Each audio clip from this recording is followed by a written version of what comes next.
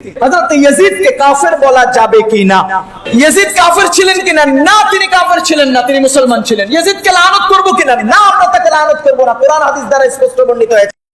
Yazid একজন জুয়ারি ব্যক্তি ছিল, ইয়াজিদ একজন ফাসিক ব্যক্তি ছিল, ইয়াজিদ নামাজকে জেনে শুনে ছাড়তো, ইয়াজিদ আহলে বাইতের দুশমন ছিল, ইয়াজিদ শাসক যখন ইয়াজিদ শাসন করতেছিল সে একজন জেনাকারী ছিল, তার থেকে জেনাও প্রমাণিত, তার থেকে শরাব পান করাও প্রমাণিত, তার থেকে নামাজকে ছেড়ে দেওয়া প্রমাণিত, তার থেকে ঢোল বাজা তাশা করাও প্রমাণিত আছে।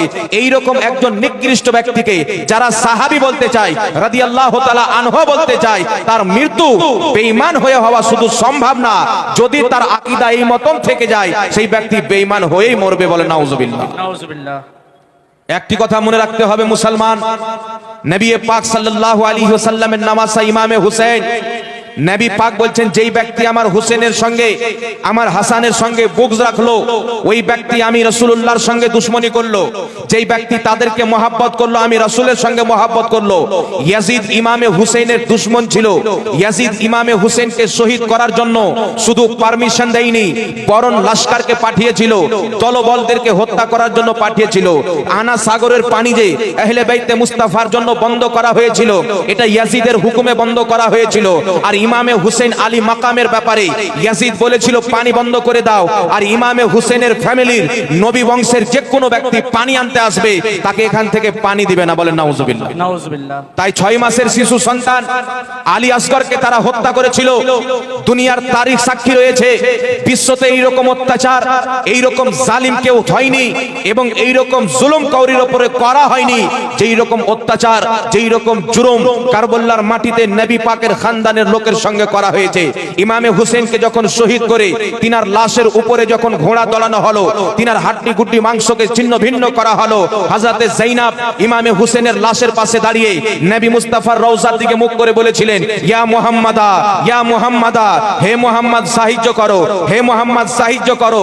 আজকে আপনার হুসেন খুনের সঙ্গে লতপত করতে আছে। বলেন নাউজুবিল্লাহ। নাউজুবিল্লাহ।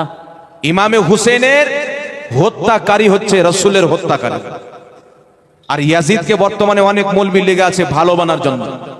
আজকে দেখবেন অনেক জায়গাতে এত বড় একটা ঘটনা ঘটেছে, এমন মনে হবে অনেক মুসলমান এই ব্যাপারে জানে না, এমন মনে হবে যে অনেক মুসলমানের এতে কোনো আফসোস নাই, কোনো দুঃখ নাই। আর অনেক লোক এমনও আছে যে এই দিনে মাতাম করে, বুক ফাটায়, মাথা কাটে, পিঠ কাটে।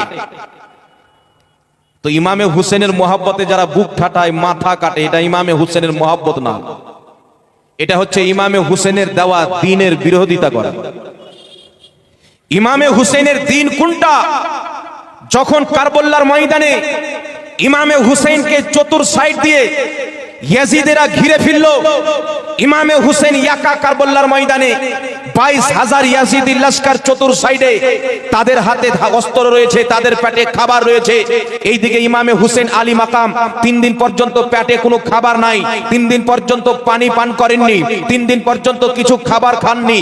ইমামে হুসেনের সামনে তিনার কোলে তিনার 6 মাসের শিশু সন্তানকে শহীদ করা হয়েছে। এই দুঃখ ইমামে হুসেন এখন পর্যন্ত ভুলেননি। তিনার সামনে আলী আকবরকে শহীদ করা হয়েছে, এই কষ্ট এখন পর্যন্ত তিনার অন্তর থেকে বের হয়নি। অওন মুহাম্মদকে শহীদ করা হয়েছে, ইমামে মুসলিমকে শহীদ করা হয়েছে, উনার হযরতে কাসিমকে শহীদ করা হয়েছে, উনার 72 জন সঙ্গীকে শহীদ করা হয়েছে। এইগুলো দুঃখ ইমামে হুসেনের মধ্যে আছেন। এইদিকে 3 দিন পর্যন্ত খাবার নাই, 3 দিন পর্যন্ত পানি নাই।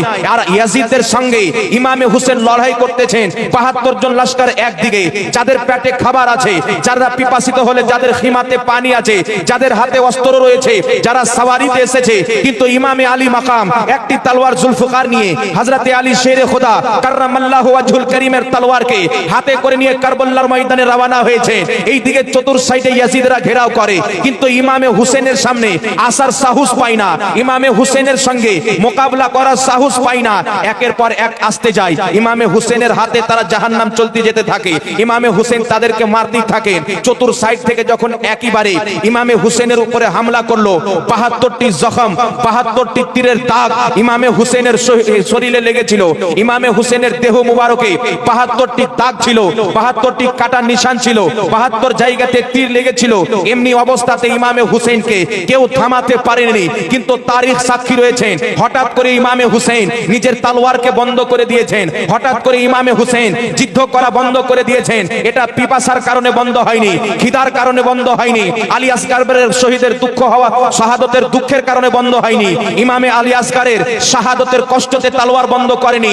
ইমামে হুসেনের তলোয়ার যে বন্ধ হয়েছিল, মসজিদে আজান হচ্ছিল, আজানের কারণে তিনার তলোয়ার বন্ধ হয়েছিল। বলেন সুবহানাল্লাহ। সুবহানাল্লাহ, সুবহানাল্লাহ। আজানের কারণে তলোয়ার বন্ধ হয়েছিল। ইমামে হুসেনের চতুর্দিকে দুশমন, কিন্তু কারবালার জমিনে ইমামে হুসেন দুশমনদের সামনে না কোনো ভয় করেছিলেন, দুনিয়ার ভয়কে হারিয়েছিলেন, এক আল্লাহর ভয় অন্তরে ছিল।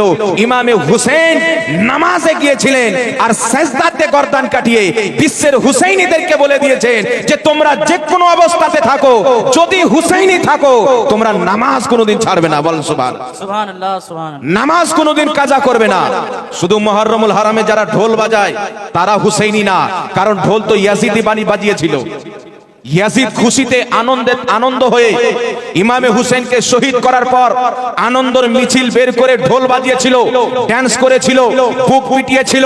আজকে যারা সেই রকম মাতাম করে তারা ইয়াজিদের সুন্নাত পালন করে, হুসেইনের সুন্নাত পালন করে না। হুসেইনের সুন্নাত হলো যে ইমামে হুসেন এই রকম মুসিবতের সময় নামাজ ছাড়েনি। যারা নামাজ কাজা করবে না, হারাম কাজ করবে না, হালাল পথে চলবে, তারাই হলো হুসেইনি। জোরে বলেন সুবহানাল্লাহ। সুবহানাল্লাহ, সুবহানাল্লাহ। ঢোল বাজাকে ইমামে হুসেন কোনোদিন সাপোর্ট করেননি, মাতাম করাকে ইমামে হুসেন কোনোদিন সাপোর্ট করেননি। আর বর্তমানে অনেক কিছু লোক বেরিয়েছে যারা নাম তো সুন্নি রেখেছে, নিজেকে সুন্নি বলে দাবি করে, কিন্তু আকীদা হলো শিয়ার মতো। তারা বলে হযরতে আমিরে মুআবিয়া কাফির ছিল, বলে নাউজুবিল্লাহ।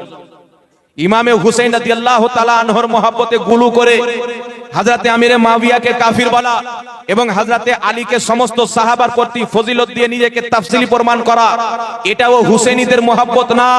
হুসেইনের মহব্বত হলো যেটা আহলে সুন্নাত ওয়াল জামাত পালন করে। ইমামে হুসেইনের মহব্বত যেটা ইমামে হুসেইনের আকীদা, সেটাই হলো আমাদের আকীদা, এটাই হলো হুসেইনি। বলেন সুবহানাল্লাহ। যে আকীদা ইমামে হুসেইনের ছিল সেই আকীদা যদি আপনার হয়, আপনি হুসেইনি। ইমামে হুসেন হযরতে আমিরে মুআবিয়াকে সাহাবী মানতেন, ইমামে হাসান সাহাবী মানতেন। স্বয়ং হযরতে আব্দুল্লাহ ইবনে আব্বাস বুখারী শরীফের হাদিস হযরতে আমিরে মুআবিয়া রাদিয়াল্লাহু তাআলা আনহুকে সাহাবীও বলেছেন এবং মুজতাহিদও বলেছেন। একটি বিষয় আপনাদেরকে বুঝতে হবে যে অনেক সাহাবী ছিলেন কিন্তু সবাই মুজতাহিদ ছিলেন না। আলিম অনেক আছে কিন্তু মুজতাহিদ সবাই না। মুজতাহিদ কারা ছিলেন? ইমামে আজম আবু হানিফা, ইমামে ইউসুফ, ইমাম মুহাম্মদ, ইমাম আহমদ বিন হাম্বল, ইমাম শাফি, ইমাম মালিক, ইনারা ছিলেন মুজতাহিদ। আর সাহাবায়ে কেরামের মধ্যে সব সাহাবী মুজতাহিদ ছিলেন না। আর যারা মুজতাহিদ ছিলেন না তিনারা মুজতাহিদ সাহাবীগণের মোকাবেলাতে সম্মানে মর্যাদায় কম। আর হযরতে আমিরে মুআবিয়া রাদিয়াল্লাহু তাআলা আনহু মুজতাহিদ সাহাবী ছিলেন, আম সাহাবী না। সাহাবী ছিলেন, মুজতাহিদ ছিলেন। আর ইমাম কাজী আয়াজ শেফা শরীফের মধ্যে লিখেছেন তিনি কাতিবে ওহী ছিলেন। জোরে বলেন সুবহানাল্লাহ। যারা হযরতে আমিরে মুআবিয়া রাদিয়াল্লাহু তাআলা আনহুকে কাফির বলে, মুসলমান মানে না, সাহাবী মানে না, তারা তো মুসলমানই না, তো হুসাইনি কি করে হবে? মুসলমানই না তো হুসাইনি কি করে হবে? আরে হুসাইনি তো তারা যাদের আকীদা ইমামে হুসেনের মতো, যারা আহলে বাইতে মুস্তাফাকে মহব্বত করে, যাদের চরিত্র হুসেনের মতো হবে, যারা ইমামে হুসেনের শরীয়তকে মানে, যা যা আকীদা, যা যা ঈমান ইসলামের কথাবার্তা বিশ্বাস ইমামে হুসেনের ছিল, ওইগুলিকে যারা বিশ্বাস করে তারাই হলো মুসলমান, হুসাইনি মুসলমান। একটু জোরে বলতে হবে সুবহানাল্লাহ। আর একটু জোরে বলেন সুবহানাল্লাহ। তো একটি কথা মনে রাখবেন, ইয়াজিদ ছিল লানাতি ব্যক্তি। ইয়াজিদকে ইমামে আহমদ বিন হাম্বল রাদিয়াল্লাহু তাআলা আনহু কাফির বলে আখ্যায়িত করেছেন। ইয়াজিদকে অনেক আইমায়ে কেরাম মুজতাহিদ কাফির বলেছেন, কিন্তু আমাদের ইমামে আজম আবু হানিফা রাহমাতুল্লাহি তাআলা আলাইহি তাকে কাফির বলতে সুকুত করেছেন, চুপ থেকেছেন। মুসলমানও বলেননি, কাফিরও বলেন। কেউ যদি তাকে কাফির বলে আমাদের কোনো আপত্তি নাই, কিন্তু তাকে একবারে তার প্রশংসা করবে, তার গুণগান করবে, আমাদের আপত্তি হবে। কারণ হুসাইনি কোনোদিন ইয়াজিদের গুণগান সহ্য করতে পারে না। সুবহানাল্লাহ। হুসাইনি কোনোদিন ইয়াজিদের গুণগান সহ্য করতে পারে না। আর যারা ইয়াজিদের গুণগান করবে তারা কোনোদিন হুসাইনের মান্যকারী হতে পারে না।